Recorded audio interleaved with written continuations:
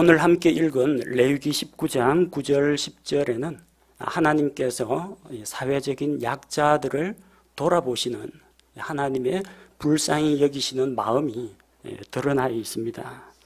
그래서 오늘 말씀의 제목을 하나님의 복지 정책이라고 정했습니다. 또 이 정책 이야기하니까 또 오늘 또 무슨 뭐 정치적인 이슈를 다루는 거 아니냐 그런 생각하실지 모르는데 정치가 아니고 정책입니다. 그리고 오늘의 그 강조점은 이 복지 정책이 아니라 하나님 쪽에 무게를 두고 이야기하겠습니다. 그냥 복지가 아니라 하나님이 기뻐하시는 복지는 무엇인가, 하나님께서 원하시는 복지가 무엇인가, 우리가 여기에 관심을 맞춰야 됩니다. 지금 우리가 살고 있는 대한민국은 분명히 과거 1960년대, 70년대보다는 훨씬 더 나아진 환경입니다. 이렇게 우리나라가 경제가 성장하고 부흥하고 발전한 데는 지금 다 이 나이 드신 어르신분들이 된 이런 분들의 공로가 상당히 큽니다. 경제도 성장하고 수출도 증대되고 또 없는 살림에 자녀들 교육에 힘을 써서 교육과 또 인재 양성에 힘을 기울인 덕분입니다. 우리나라 국민 소득도 증대되고 주거 환경이라든지 살아가는 생활 환경도 이전과는 비교할 수 없을 정도로 많이 나아졌습니다. 반면에 또 한편으로는 경제가 성장하다 보니까 또 빈부의 격차도 생기고요. 또 부와 권력을 세습하는 그런 문제도 생깁니다. 그로 인해서 절대적으로 뭐 배가 고파서 굶주려서 굶어 죽는 그런 사람은 없다고 할지라도 상대적인 소외감과 박탈감 문제는 여전히 해결되지 않고 있습니다. 이건 아마 어느 나라나 똑같이 안고 있는 문제라고 생각합니다. 그래서 정부에서도 어느 정권이 들어서건 이 복지 문제에 대해서는 상당히 많은 관심을 기울입니다. 2019년에 복지부의 총 지출이 72조 3,700억 가량 된다고 합니다. 정부 총 지출이 470조 5천억이니까 그 중에서 약 15.4%가 복지 예산으로 나간다는 겁니다. 2020년 복지부 예산이 82조 8천억 정도 됩니다. 작년 대비해서 약 14.2%가 증가했고요. 국가 예산 가운데 총 지출 중에 약 16.1%를 차지합니다. 적은 거 아니냐 하실지 모르는데요. 이거 보건복지부 자료만 이렇다는 겁니다.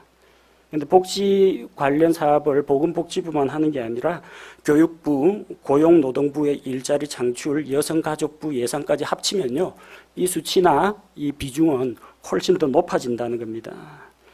어쨌든 뭐 국민들이 낸 세금을 가지고 복지에 이렇게 쏟아붓고 하는 것은 우리가 낸 세금을 돌려받는다, 또 일반 국민들에게 혜택이 돌아간다 측면에서 바람직한 것이라고 봅니다. 근데 반면에 정부에서 이렇게 많은 복지 예산을 투입하고 있는데 과연 실질적으로 일반 국민들의 삶이 개선되고 나아지는가? 돈 많이 썼다라는 우리가 그거에만 주목할 게 아니라 과연 실질적인 혜택이 우리에게 주어지고 있는가? 그리고 또 그런 것들이 제대로 잘 집행되고 있는가, 또 우리가 관심을 가져야 할 부분입니다. 물론 우리는 정부 관리나 뭐 공무원은 아닙니다.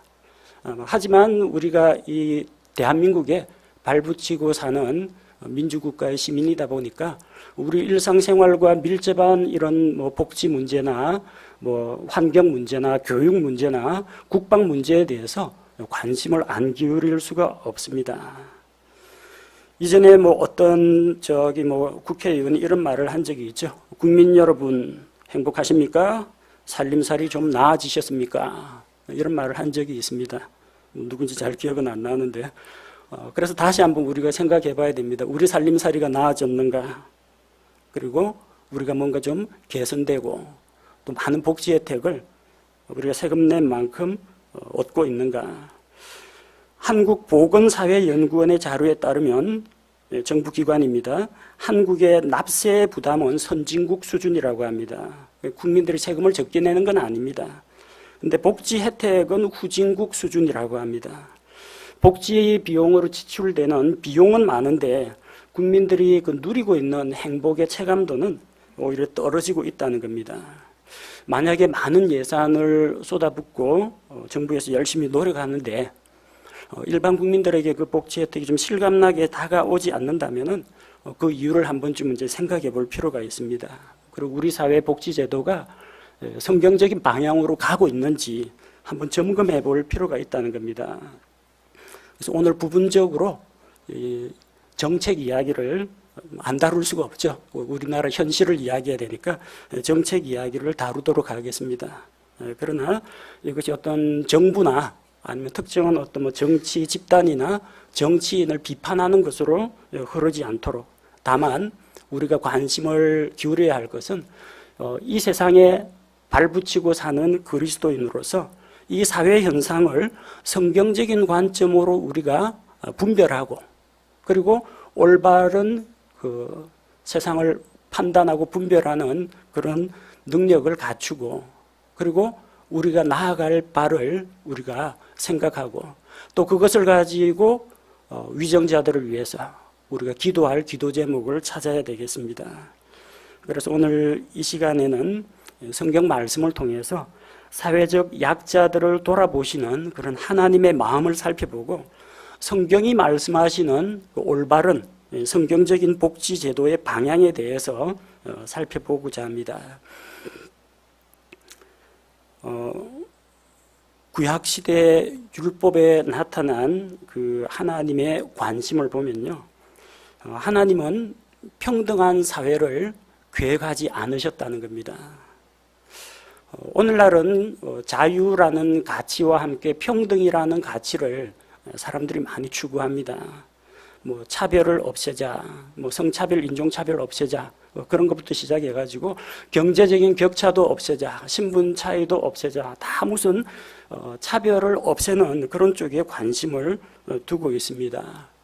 이 사상이 어디에서부터 나온 거냐면요, 프랑스 혁명, 시민혁명이라고 하죠. 절대 왕정을 무너뜨리고 일반 시민이 그 주인이 되는 시민사회를 형성할 때 일어났던 프랑스 대혁명의 3대 정신 가운데 하나입니다. 프랑스 대혁명 3대 정신, 우리 학생들 잘 알죠? 자유, 평등, 박애. 그래서 그 가운데서 이제 자유라는 가치를 추구한 이쪽에서는 자유민주주의 쪽으로 이행하는 그런 사회가 됩니다. 반면에 평등이라는 가치에 더 무게를 많이 두고 이행한 쪽은 국가사회주의 그리고 공산주의 쪽으로 이행하게 됩니다. 평등이라는 것은 분명히 중요한 가치 덕목 가운데 하나입니다. 그런데 성경에서 말하는 그 평등은 우리 일반 뭐 남녀 평등을 부르짖고 뭐 동성애자 인권을 주장하는 그런 평등의 문제가 아니고요. 성경에서 평등은 하나입니다. 사람은 모두 다 죄인이다. 평등하죠? 재산이 많은 자나 적은 자나, 신분이 높은 자나 낮은 자나, 남자나 여자나, 백인이나 흑인이나 황인종이나 하나님 앞에서 다 똑같은 죄인이라는 겁니다. 그런 의미에서 평등입니다. 다 누가 누구보다 더 낫냐 하는 건 다 하나님 앞에서는 도토리 키재기에 불과합니다. 또 다른 평등이 있어요. 사람은 누구나 하나님의 은혜와 예수 그리스도의 대속이 필요한 존재다. 다 동의하시죠? 성경이 말하는 평등 개념은 이런 평등 개념입니다. 모든 사람이 다 경제적 수준이 똑같을 수가 없고요. 모든 사람이 남자와 여자가 있는데 남자도 여자도 아닌 이상한 뭐 중간, 뭐 하나로 통일되는 그런 것도 있을 수가 없습니다. 키가 큰 사람이 있으면 작은 사람이 있고 부자가 있으면 가난한 사람이 있습니다. 하나님의 관심은 평등이 아닙니다. 획일적인 평등이 아닙니다. 하나님께서 저 하늘의 왕좌에 하나님을 섬기기 위한 영적 존재들을 만드셨는데 하나님의 최측근 그리고 가장 많은 지혜와 능력을 갖춘 그룹들이 있습니다. 케루빔, 그리고 하나님 왕자 주변에서 수호하면서 찬양을 부리는 스랍들이 있습니다. 세라핌이라고 하는 스랍들이 있고요. 그 다음에 천사장이 있습니다. 아니 천사면 천사지 또 장은 또 뭐야? 그럴지 모르지만 어쨌든 하나님은 천사장 임명하셨고 그 밑에 천사장 밑에 천사가 있습니다. 다 평등하지 않다는 거예요. 천사 모두 하나로 뭉뚱그려서 천사가 아니라 맡은 임무와 직책이 전부 다 다릅니다. 그리고 신분의 차이가 있고 능력의 차이가 있고 권능의 차이가 있어요. 하늘에도 그렇습니다. 이 세상은 어떨까요? 신명기 15장 11절에서 하나님께서 말씀하십니다. 신명기 말씀은 이집트에서 나온 그 출애굽한 세대들의 그 2세대, 1세대는 광야에서 다 죽고 2세대들과 모세가 하나님의 말씀을 그들에게 다시 설명하고 너희가 약속의 땅에 들어가거든 그 땅에서는 어떻게 살아야 한다. 어떻게 하나님의 말씀을 지켜야 한다. 그걸 알려준 기록이 신명기입니다. 신명기 15장 11절에 보니까 가난한 자가 그 땅에서 결코 그치지 아니하리라.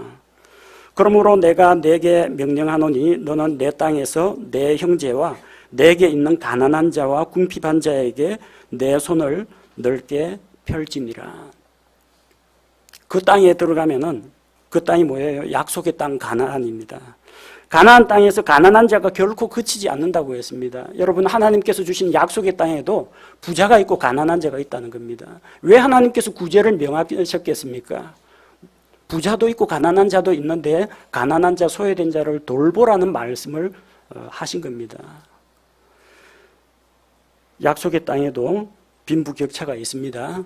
가나안 땅 들어가면 모두가 재산을 똑같이 나눠가지고 똑같이 혜택을 누리는 그런 사회가 아니라는 겁니다. 누가복음 19장 16절에서 26절에 보면은 주님께서 천년왕국, 자신의 왕국을 세우기 위해서 하늘로 가셨다가 다시 돌아오시는 이야기가 있습니다. 그때 10사람의 종에게 1문화씩 다 나눠줬습니다.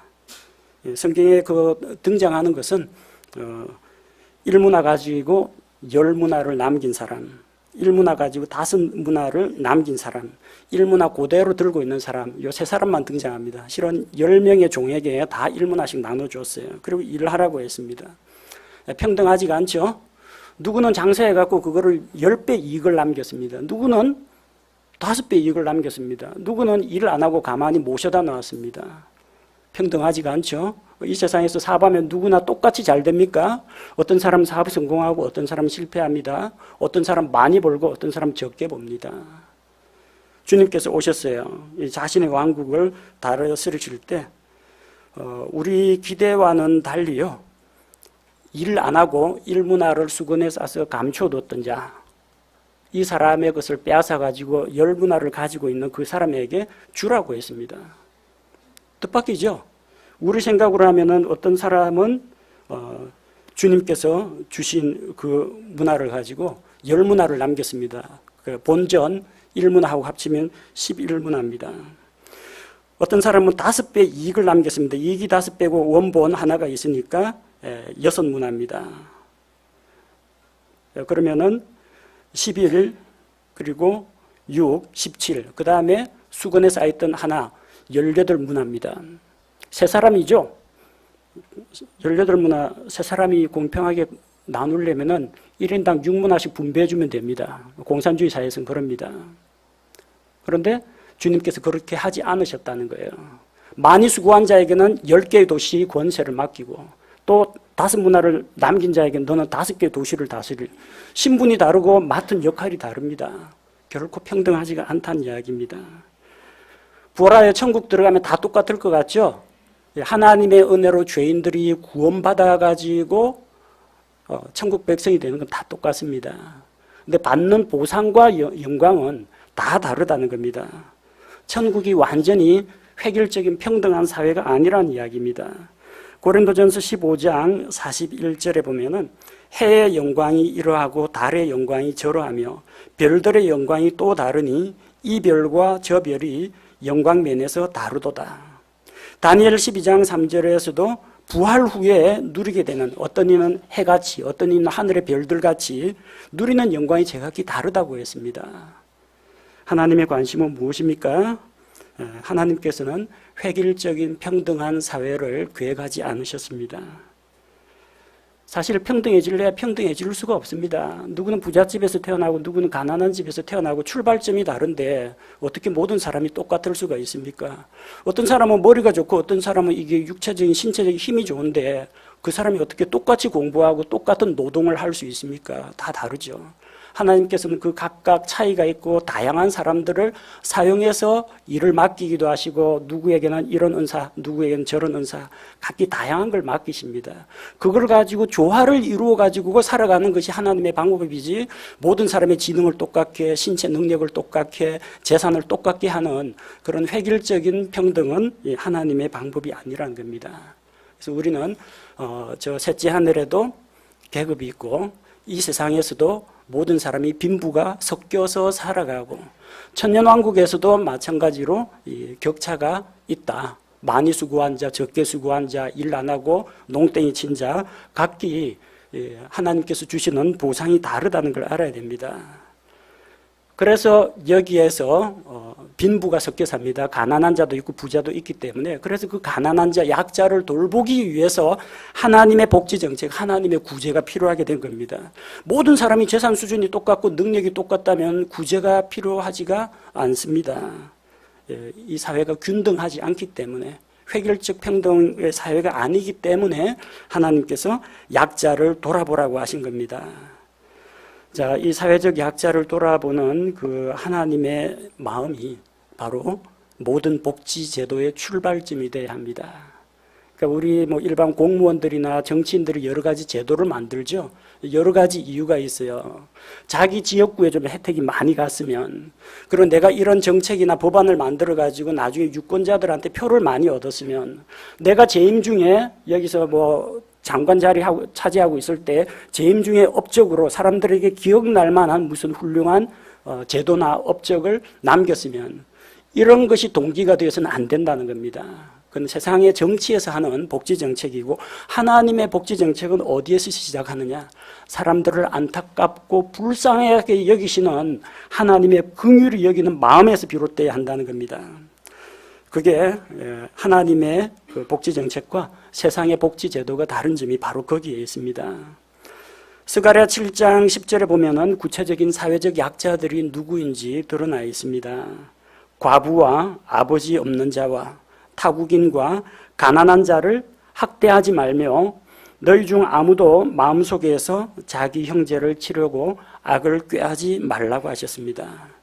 하나님께서 돌아보라, 구제하라고 하신 대상이 있습니다. 우리가 모든 국민, 전 국민을 다 살피고 다 돌볼 수는 없어요. 그 중에서 특별히 도움이 필요한 사람, 더 많이 필요한 사람이 있을 겁니다. 그쪽에 초점을 맞추라는 이야기입니다. 어떤 사람이 등장합니까? 과부, 남편을 잃은 여자입니다. 요즘에는 뭐 과부가 되거나 이혼을 하거나 해도 자립해서 살아가는 분들이 많이 있습니다. 여성의 사회적인 진출이나 여러 가지 어떤 직업군들이 등장하는데, 당시에는 이 상속 유산인 땅이 없으면 육체 노동을 해서 땅을 경작해가지고 먹고 살기가 어렵습니다. 그래서 당시에 남편을 잃은 여자는 보호 대상이었습니다. 경제적으로 자립하기가 너무나 어려웠기 때문입니다. 그래서 이스라엘 공동체에게 돌아보라고 하나님께서 말씀하신 겁니다. 또 아버지 없는 자, 개혁성경에는 고아라고 되어 있습니다만 우리 킹제임스 성경에는 아버지 없는 자, 어머니가 없다고 할지라도 아버지가 있으면 어쨌든 돈벌이는 됩니다. 상속유산 그 땅을 가지고 경작을 하고 육체 노동을 하고 고기를 잡아오고 일을 할 수가 있기 때문에요. 아버지가 없으면 가정을 돌보지 못합니다. 이런 가정을 돌아보라고 했어요. 그 다음에 타국인입니다. 이스라엘 가운데 거하는 이방인 나그네입니다. 이스라엘도 한때는 이집트에서 외국인으로서, 거기서 외국인 노동자로서 일했습니다. 너희가 이집트에서 종살이 하던 때 그때를 잊지 말고 너희가 데리고 있는 외국인 종을 엄하게 부리지 말고 그들에게 긍휼을 베풀라고 했습니다. 오늘날 우리 사회에 적용하면 어떻게 될까요? 한국에 들어와 있는 수많은 외국인 노동자들이 있습니다. 그중에 불법 체류자들도 있긴 하겠지만 성적으로 착취당하는 사람도 있고 임금 착취당하는 사람도 있고 사람 대접 못 받으면서 일하는 사람들도 있다고 합니다. 그런 사람들을 돌아볼 필요가 있다는 겁니다.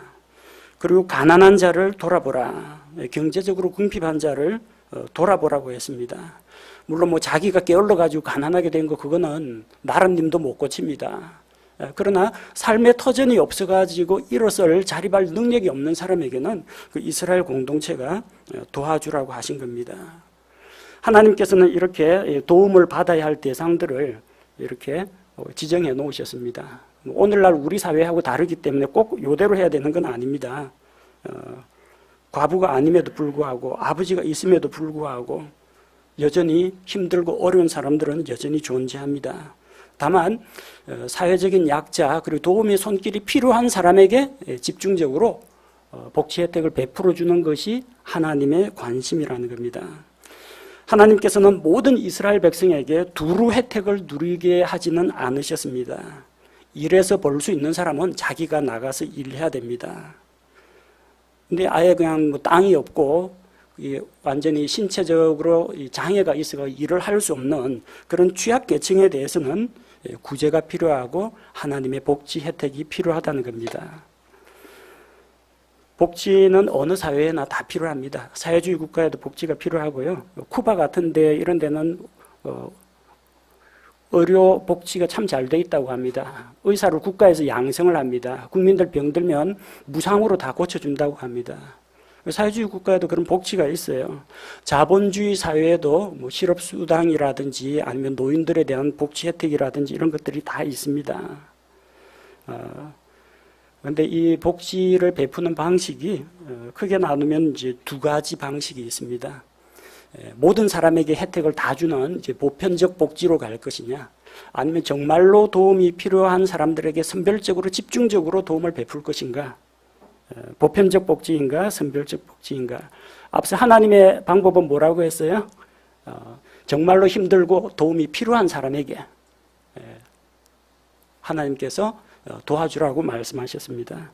보편적 복지가 어떤 거냐면요, 국민 모두에게 복지 서비스를 제공하는 걸 이야기합니다. 빈부에 관계없이 복지 서비스를 제공하는 겁니다. 무상교육, 무상급식. 집이 부자인데도 집에서 엄마가 도시락 싸주는 것이 훨씬 더 영양가 높은데도 어쨌든 단체 급식 해가지고 다 무상급식, 무상으로 다 줘버립니다. 이렇게 하면, 이런 제도를 내세우면요, 국민들로부터 인기를 얻을 수는 있습니다. 유권자들 표심을 잡을 수는 있습니다. 왜? 세금 낸 사람에게 혜택이 돌아가니까 납세자는 곧 수혜자입니다. 내가 낸 세금이 나한테 돌아오는구나 생각해서 반대하는 사람은 없습니다.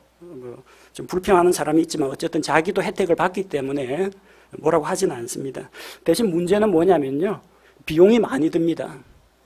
전 국민에게 다 주려고 하니까 머리 숫자만 생각해 보십시오. 얼마나 많은 비용이 들겠어요. 그러다 보니까 정말 필요한 사람에게 좀 집중적으로 혜택이 안 가니까 서비스의 질이 떨어집니다.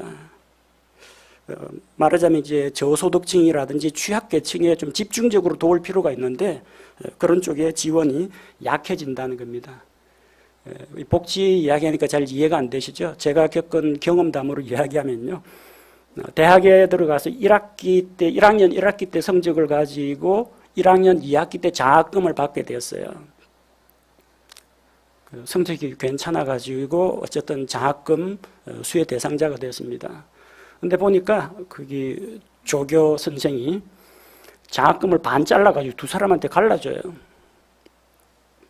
너만 혜택을 줄 수는 없다. 한 사람이라도 장학금을 더 받게 하자. 좀 억울하고 서운한 마음이 들었습니다. 이 반쪽짜리 장학금 가지고는 학비를 못 냅니다. 그 반은 뭐 일해가지고 알바하든지 벌어야 됩니다.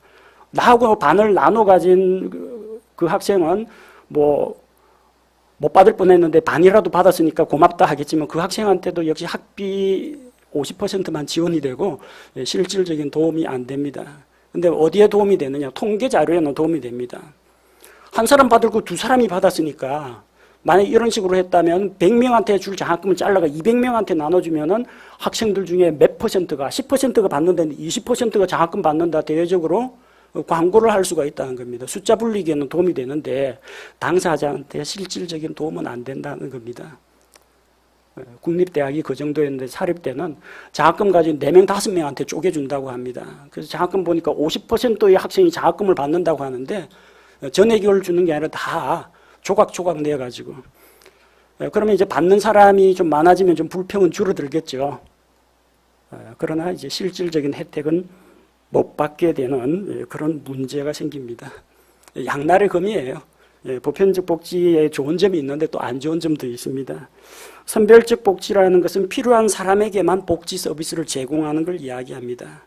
밥을 굶는 결식 아동을 지원한다든지 재산 정도 파악해가지고 기초생활수급자를 지원한다든지 전 국민 무조건 버스 지하철 무료 이런 식으로 하면은 경제가 휘청거릴 겁니다.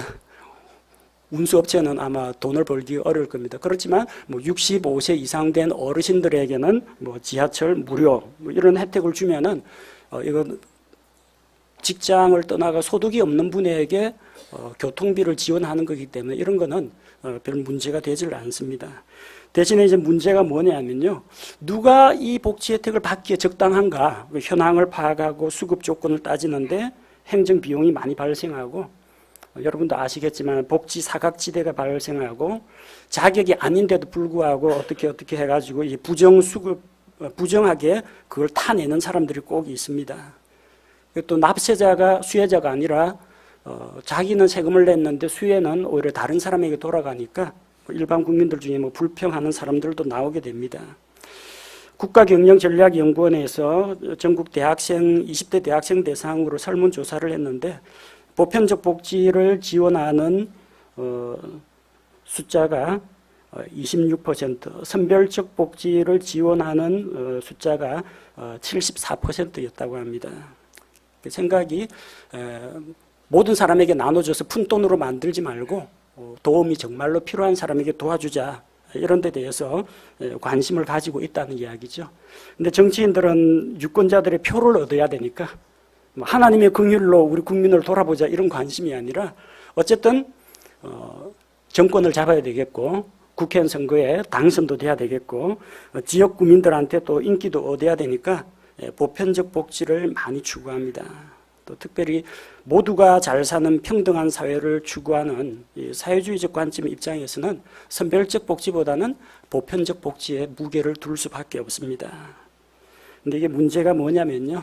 이렇게 이제 보편적 복지로 모든 사람이 무상교육, 무상급식, 무상교복 이런 식으로 한번 공짜의 맛을 들이면요.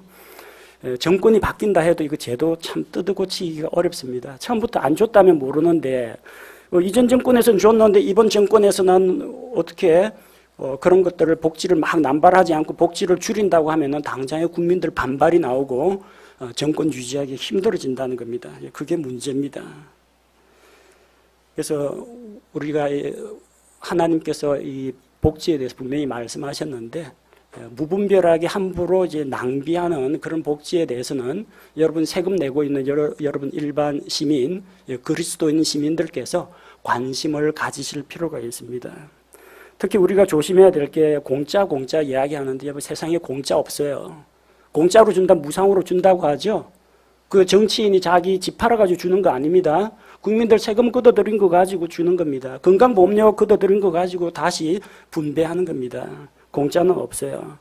근데 사람들이 일하지 않고 노력하지 않고 얻는 것에 너무 길들여지면 안 된다는 겁니다. 물론 이제 노력할 힘도 없고 경제적 기반도 없고 질병과 장애로 체력도 안 되고 이런 사람에게는 그런 선별적인 지원이 필요하겠습니다만 무상보육 좋은 제도죠. 영유아 보육료 지원해 준다고 합니다.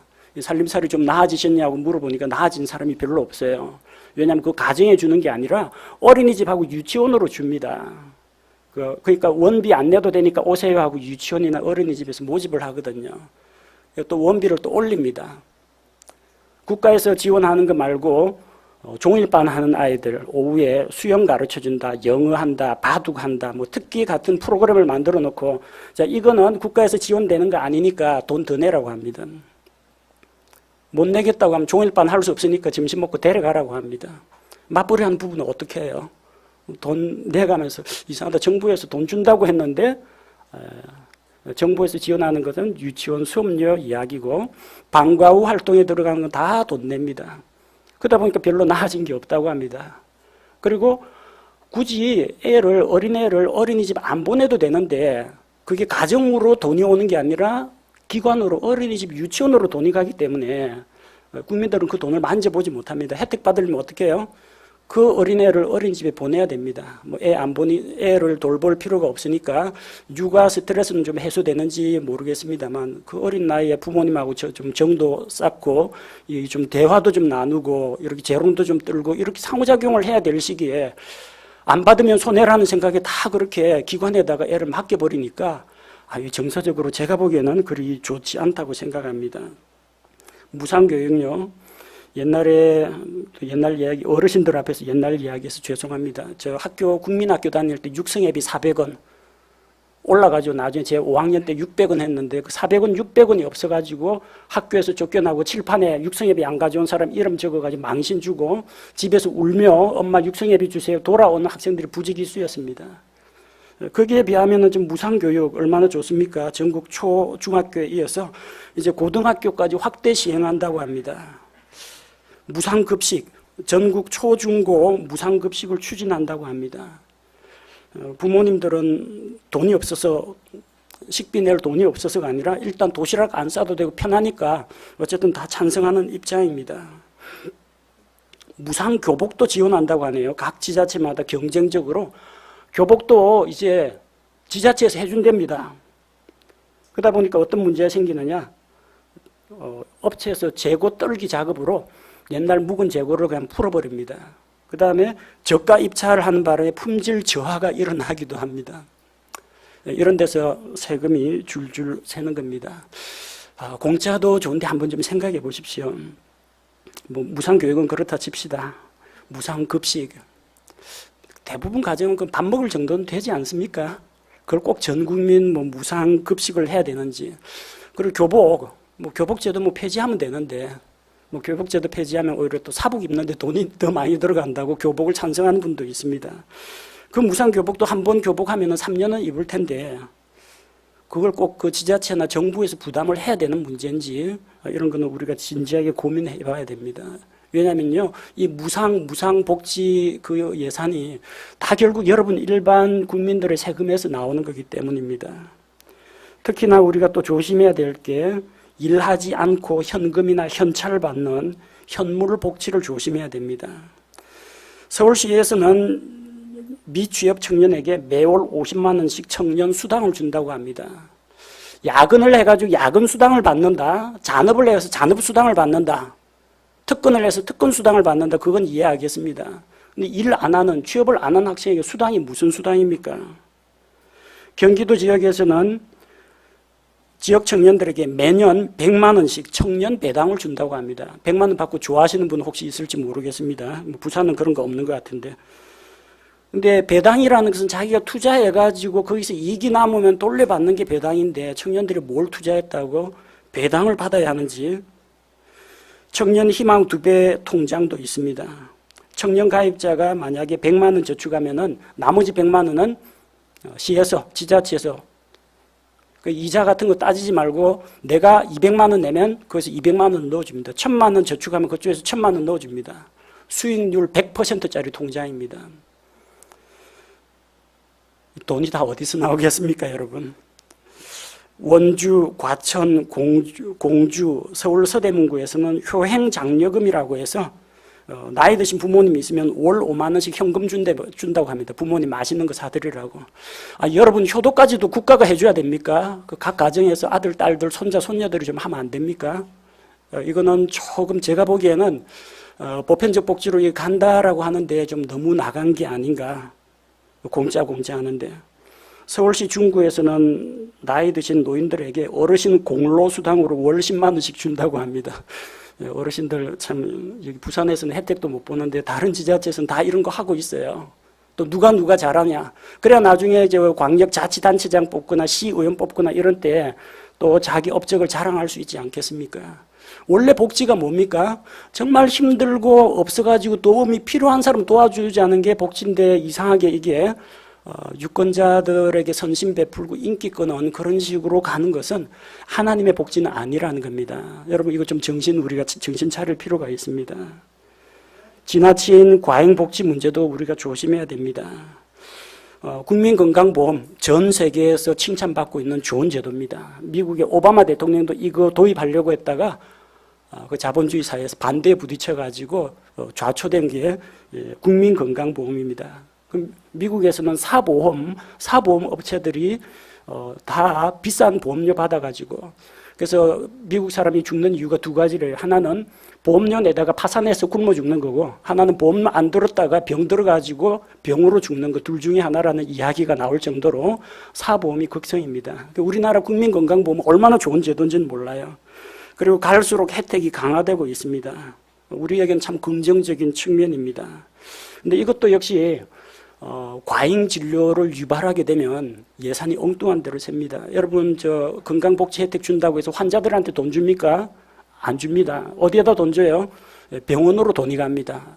아까 그 각 가정에 그 유아 교육비 이런 걸 주는 게 아니라 어린이집 유치원에 준다고 했잖아요. 병원에 가서 진료를 받아야 주게 됩니다.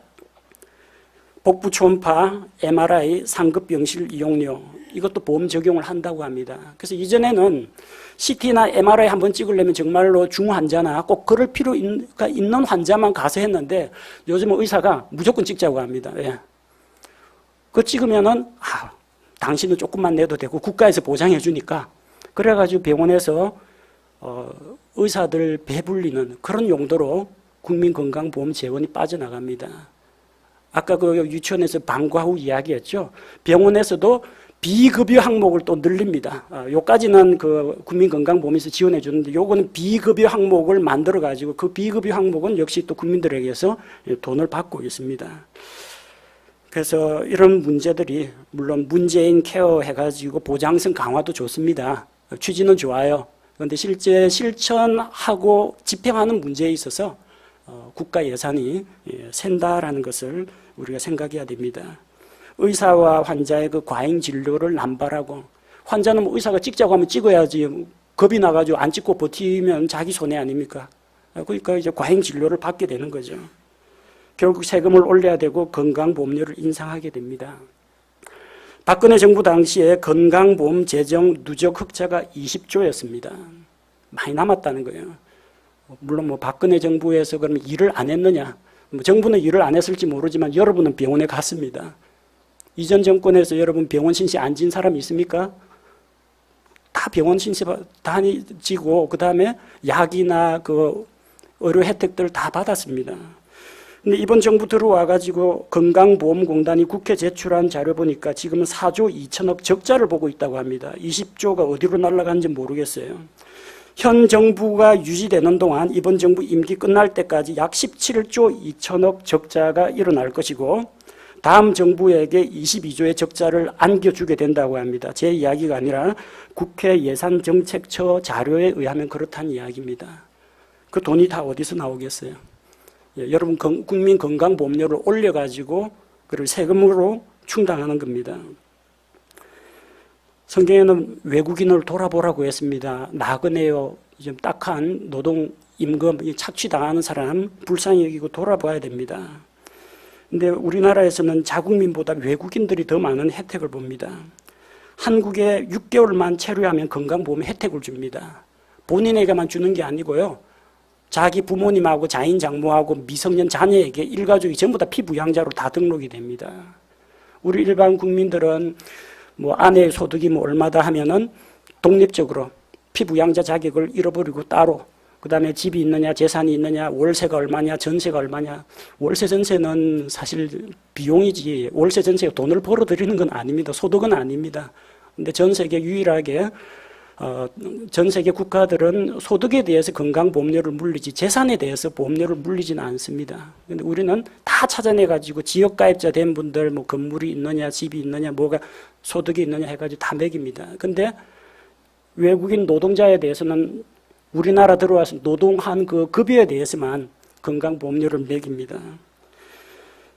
그래서 외국인들이 한국에 그 위장 취업하는 게 아니라 병 고치러 오는 사람들이 많다고 합니다.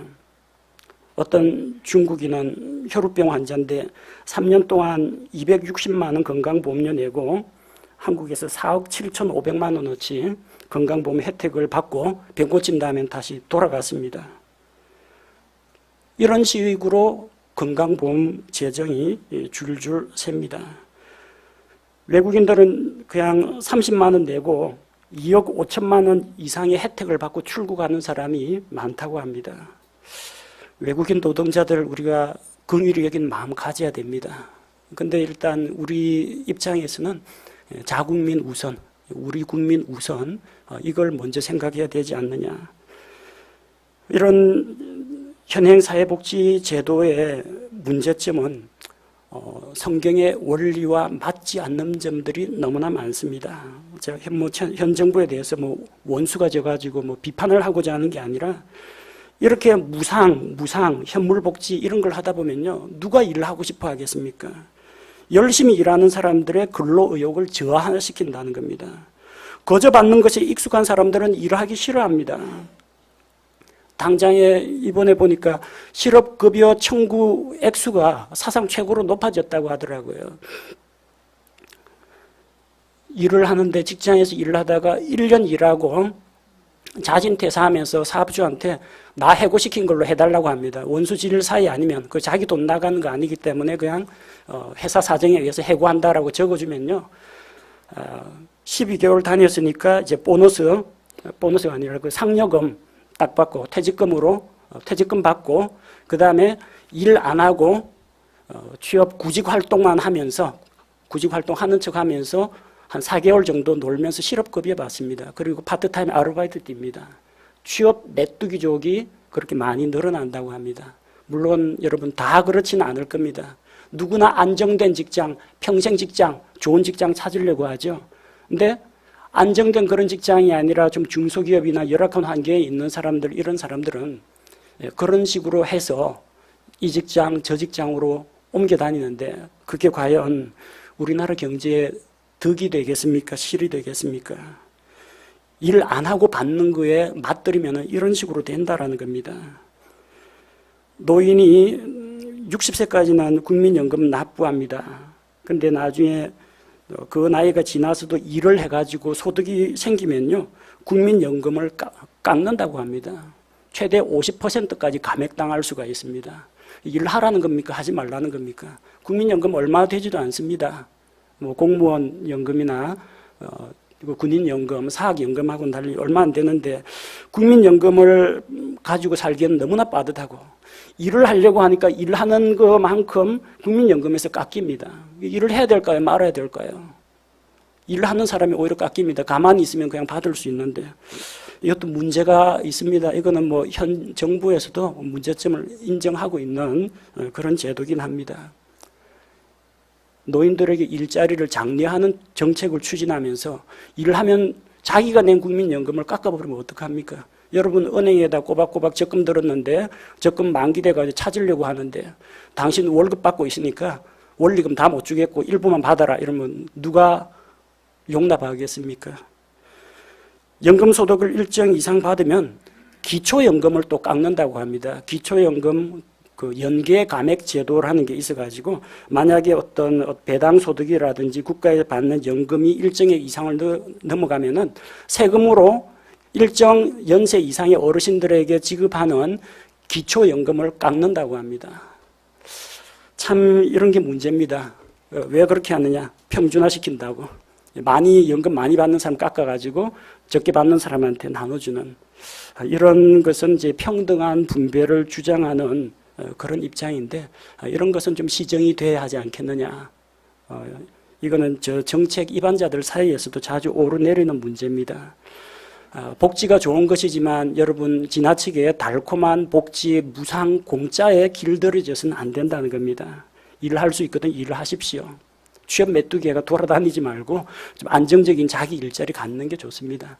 국가에서 혜택을 준다라고 하는데 국가 혜택 받는 것보다 여러분이 일해서 얻는 것이 더 낫습니다. 그 혜택은 나보다 더 도움이 필요한 사람에게 양보하는 것이 낫습니다. 1981년에 집권한 그리스 사회당에 안드레아스 파판드레우 총리가 있습니다. 대대적인 복지 정책을 실현했습니다. 최저임금을 대폭 인상했습니다. 전 계층에게 무상 의료, 병원비 다 무료, 그리고 전 계층에 무상 교육, 그리고 연금 수령액 인상시켰습니다. 노사 분규 일어나면 정부가 나서서 노동자 편을 들고 민간 기업들을 탄압했습니다.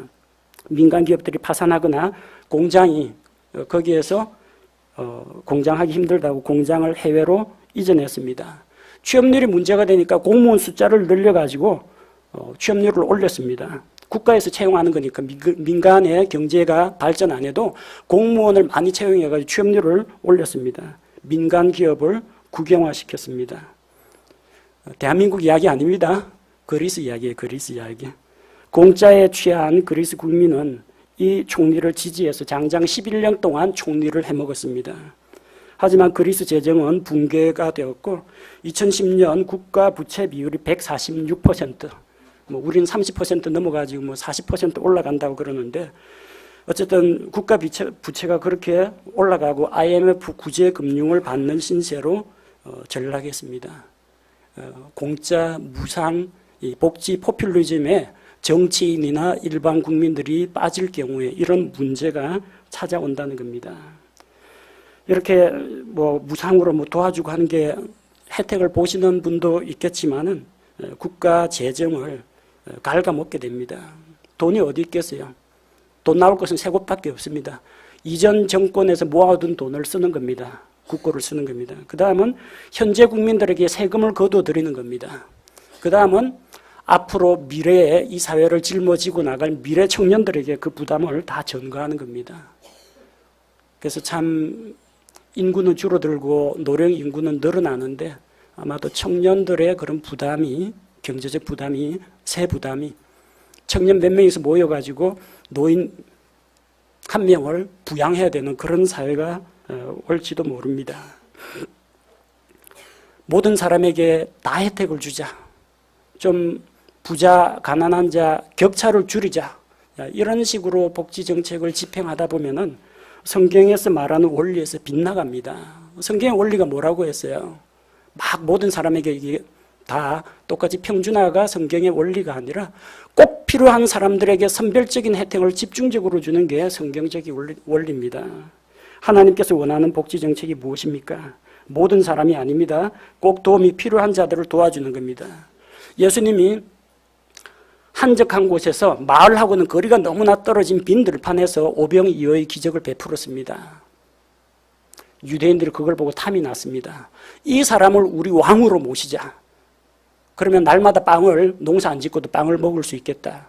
그 유대인들 속에 뭐가 들어있어요? 복지 포퓰리즘. 무상급식 예수님 해주십시오. 하늘에서 빵을 만들어가지고 날마다 만나 내리듯이 내려주면은 로마 눈치 안 봐도 되고 힘써 노동 안 해도 되고 예수님 그거 안 하셨어요.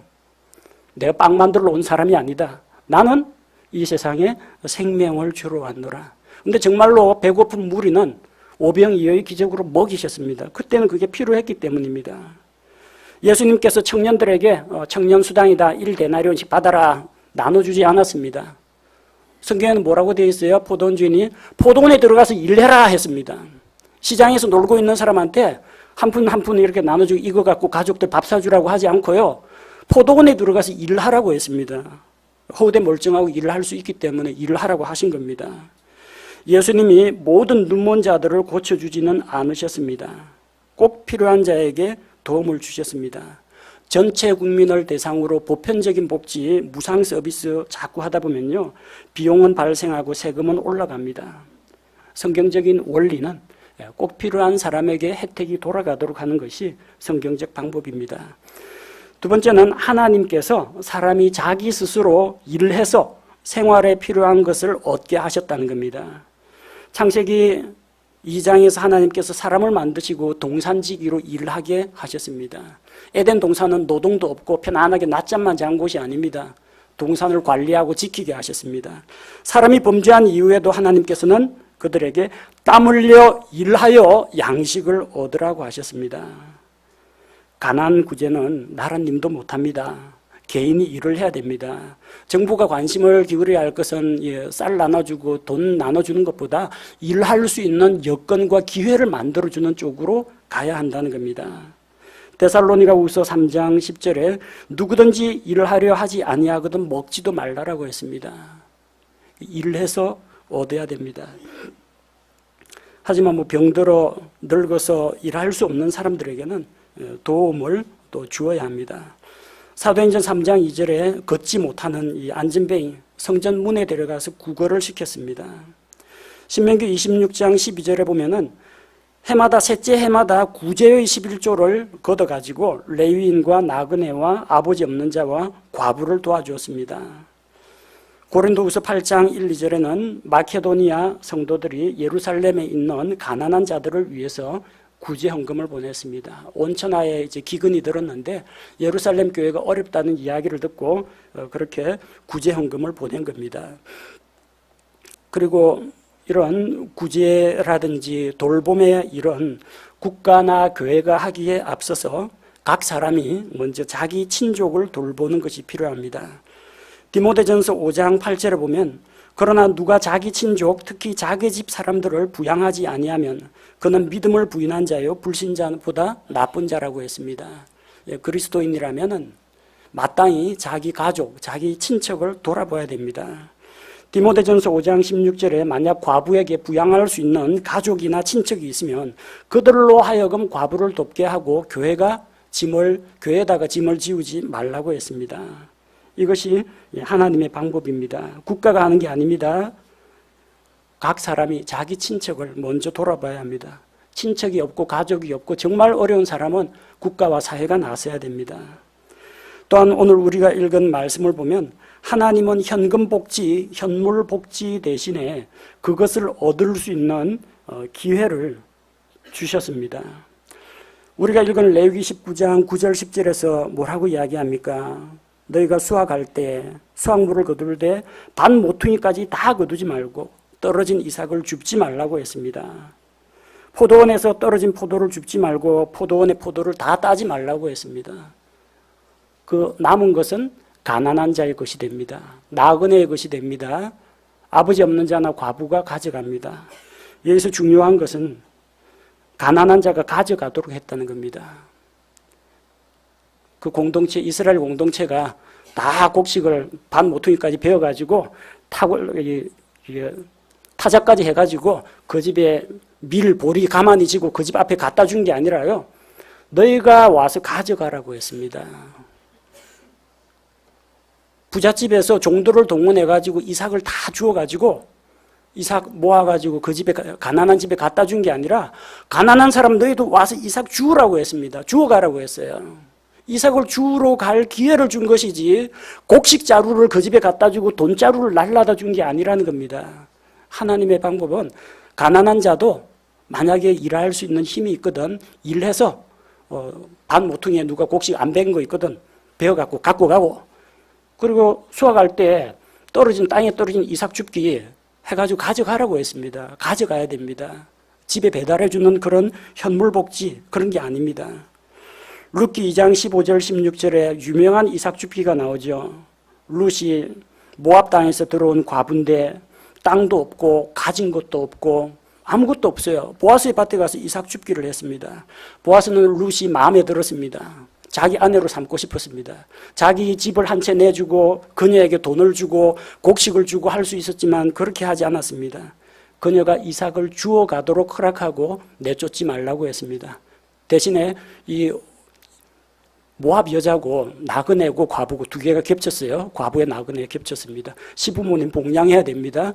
그렇기 때문에 자기 종들에게 그 이삭을 좀 칼같이 베어가지 말고 베면서 조금 일부러 좀 흘리라고 했습니다. 눈치 못 채게. 그렇게 이제 혜택을 베풀어 줄 수는 있습니다. 대신해서 일을 해주거나 대신해서 수확을 해주거나 그러진 않았다는 겁니다. 하나님의 복지 정책은 수고한 자가 가져가게 또 수고한 자가 수고하여 일할 수 있는 기회 이런 것을 주는 것이 하나님의 방법이지 무상으로 현금, 현물을 나눠주는 것은 하나님의 복지 정책과는 거리가 멉니다. 사람들은 공짜를 좋아하지만 하나님은 일하라고 하십니다. 가난한 자도 일하라고 하십니다. 땀 흘려 일해야 됩니다. 정치인들은 표 때문에 정권 유지 차원에서 복지제도를 남발하지만 이것은 성경의 원리와는 맞지 않습니다. 복지의 출발은 하나님의 긍휼히 여기시는 마음에서 출발해야 하고 또 모든 사람에게 획일적인 평등을 추구하거나 아니면 가진 자의 것을 가져다가 가난한 자들에게 뿌리는 방식의 그런 평준화하는 그런 작업이 아니라 정말로 도움이 필요한 사람, 그런 사람들에게 선별적인 복지 혜택을 주는 것이 필요합니다. 조금 있으면 선거철이 다가옵니다. 여러분 정신 똑바로 차리시고 그리스도인으로서 또 민주시민의 한 사람으로서 맑은 정신과 분별력을 가지고 기도하시기 바랍니다. 스스로 일해서 자신과 가정의 필요를 채우고 여력이 있으면 나누고 베푸는 것이 하나님의 복지 방법입니다. 교회가 가난한 성도를 돕기도 하고 슬픔 당한 가정에 장례식장에 문상도 가고 병중에 있는 성도들 위문하는 것도 이것도 하나님의 마음으로 불쌍히 여기는 하나님의 긍휼로부터 시작되는 겁니다. 항상 우리가 구제를 하건 복지제도를 생각하건 그 출발점은 성경 말씀, 하나님의 사랑과 하나님의 긍휼로부터 출발하는 것이 성경적인 방법으로 믿습니다.